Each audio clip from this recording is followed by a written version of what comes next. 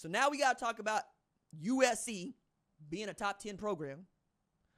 We got to talk about LSU getting back on the good foot in a loaded SC.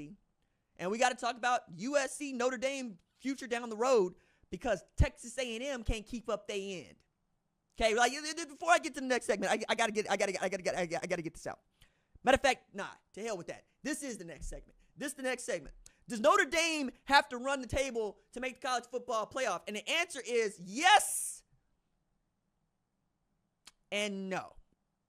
Okay, let me tell y'all how this works.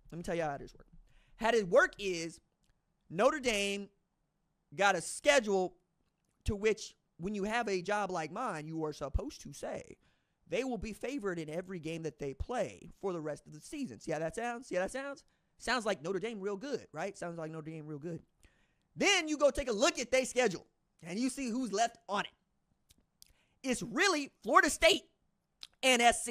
And it was Florida State and SC before Florida State got beat down, and I'm going to say beat down because it's Georgia Tech, beat down by Georgia Tech in Ireland in what was supposed to be a vacation.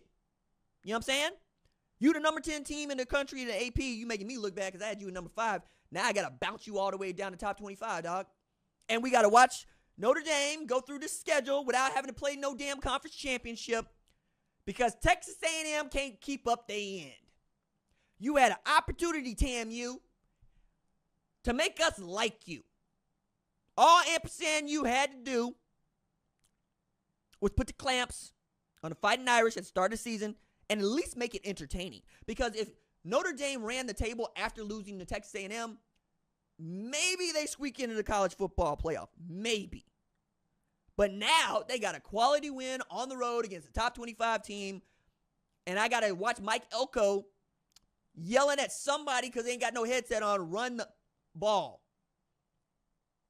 That's what we doing. That's what we doing. Cool, great, awesome, sweet. Thank you, Notre Dame. Thank you, Texas A&M. Notre Dame has just 8 Power 4 conference opponents this season.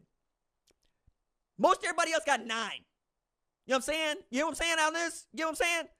They not only ain't got to play no conference championship, they ain't got to play nobody. Save Florida State, whom I hope is still good by the time they get to them in November, and SC to finish the season, who we think is good because of what they just did to LSU in a neutral site that felt like Tiger Stadium at times.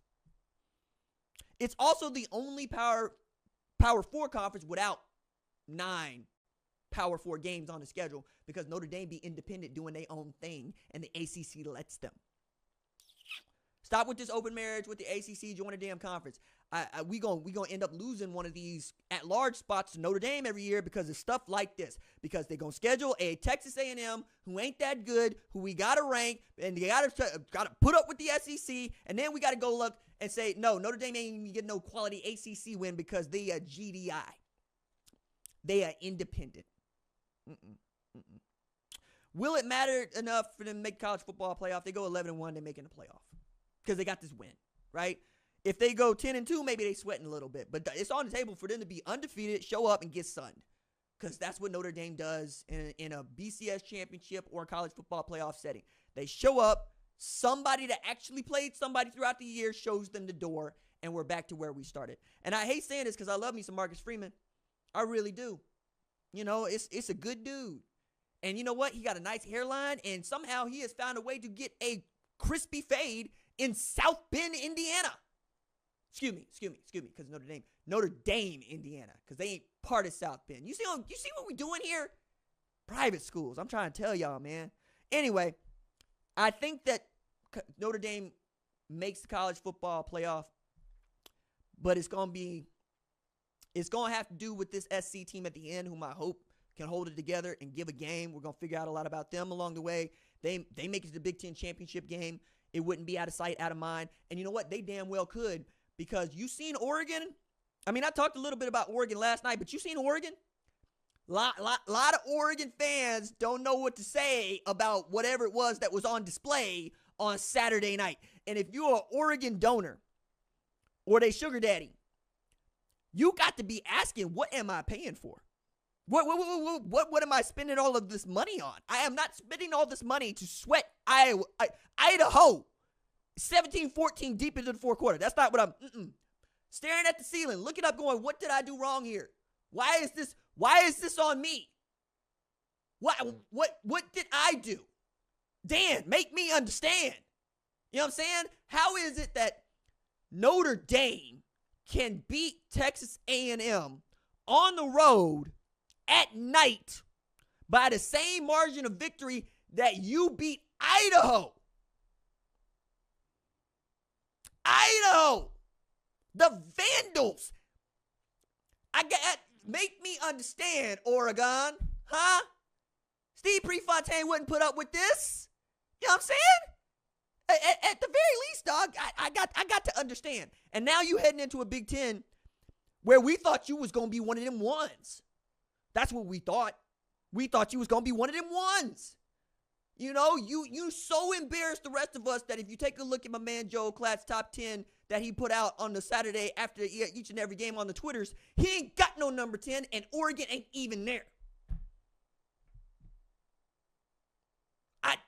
Duck fans, an explanation is owed. Hit it in the chat, hit it in the comments. Tell me what it is that you saw or that we need to see or what we missing. Because you look shaky on the offensive line, and they want to tell me about Dylan Gabriel throwing for all these yards. He threw the ball 49 times. Have y'all forgotten how to run the football and sit on it? Have y'all forgotten how to play defense? You in a dogfight with Idaho, and that just ain't. You got Boise, Idaho this week. You got Ashton Jeanty coming into your living room. That boy went for 267 on the ground, 6 TDs. Got his head coach out here saying, I got the best player in all the country. And they want to give you the full dose, Oregon. So if you're going to play up to your competition, fine, do that. I need to see it, though. I need to see a sunning. I need to see a shellacking. I need to see that you the big bro in the fraternity and they online. Where your paddle at, dog? Show me who you are. Miami show me who they are. Yo, dog. Miami is the best football team in the state of Florida. And I fear it ain't very close. Think about it this way. Florida State lost to Georgia Tech, which is the other public university in the state of Georgia. Not the one you're supposed to be losing to, which we'll talk about. We'll get to them. Florida took their first loss to Miami at the Swamp in 22 damn years. Miami beat Florida so bad that Billy Napier had no problem getting in front of us at a podium talking about it's embarrassing. You damn right it's embarrassing. They was gator chomping at the Swamp, guys, and they weren't the gators that was chomping. It was them kaijus that are the Hurricanes. You got Cam Ward absolutely spitting his game in your stadium talking about it's louder at the Coliseum. Dog, half the time ain't nobody at the Coliseum. That's why that is disrespectful. It ain't even that the Coliseum is, in the same ballpark as Ben Griffin. It's more like, wait, I be watching games at the Coliseum. They got tarps over most of the stadium. Ain't nobody there. You know what I'm saying? How it's gonna be louder? Ain't even no dome. I would not have been able to put up with that myself. I just would not have done that. That would not have been me. Miami's 1-0. Florida's 0-1 at the hands of Miami. And I'm not even going to include Central Florida in this conversation right now, dog. We not even going to do that. We not doing that with the FAUs and the FIUs and the CIUs and the CU laters. Like, we not doing none of that, all right? It feels like the private school at Coral Gables is the best team in all of football in the state of Florida. And I don't mind saying that, but I don't like saying it neither, right? I've told y'all before, University of Florida is the flagship university in the state of Florida. And for those of y'all that do not know what flagship means, I need you to go look that up before you start fighting with me in the comments about a fact. It's not an opinion. We have flagship universities in our respective states, and we have this thing called the land grant that you can go take a look at if you really want to go pick a fight about this. The point there is most of the money goes first to the flagship before it goes somewhere else. And Florida likes to be the best at all these other things, but you know what? They might be the best at all these other things, but they damn sure ain't the best at football in a state that loves football and is per capita one of the most talented football states in America. What are we doing here?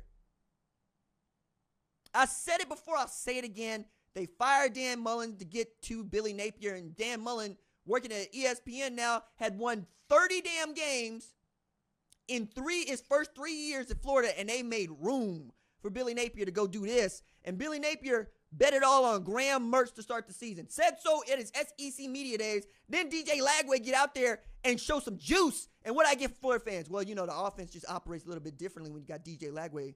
No, yeah, you damn right it does. He's a 5-star quarterback that can move. You bet it all on Graham Mertz. What do I look like here, dog? Sometimes it's not that hard. Like, sometimes it is, but it's football. So, no, it's not. Sometimes it's he's more talented than him. So that's what we're going to do. We're going to do that. We're going to go with the more talented guy. I don't care how young he is. You know, that's what you do. I say play DJ. You ain't got nothing else to lose with the toughest schedule in America.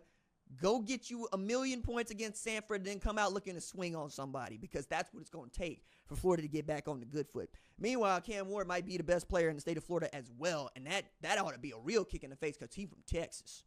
Not only is he from Texas, he couldn't get a scholarship to play quarterback at an FBS program in Texas. Had to go to Eric Morrison Incarnate Word, where he turned out to be the god, putting up all sorts of gaudy numbers, goes to Washington State, turns them into a team we got to talk about, goes into the NFL draft, then decides not to go to the NFL draft, takes his behind down to Miami and shows everybody why. 385 on 26-35, 3 TDs and a pick in a skull dragging of the Gators in Gainesville. I'm telling y'all. And the defense wasn't bad neither. I know we're going to talk about offense because offense is what dudes like me do.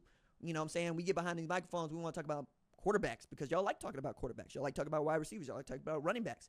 You don't so much like talking about defense, but I'm here to tell you that defense recorded 3 sacks, 2 turnovers, and 1 rocked Graham Mertz. Look good. Look good. Yes, Montrell Johnson hit for a lick, but they basically beat that Florida team like a dirty bed sheet on the clothesline. Just bang, bang, bang with the tennis racket. Miami ain't got no Clemson on the schedule. Miami ain't got no Notre Dame on the schedule. There's a Florida State statement. Basically, they make that and they're this close, claiming the state championship and returning to the ACC title game. Dare I say, the ACC might, for the first time in recent memory, run through the U? Yo, somebody tell Clemson to get on the good foot quick, fast, and in a hurry, my guys, because, yikes. Okay. All right. So we got that going on.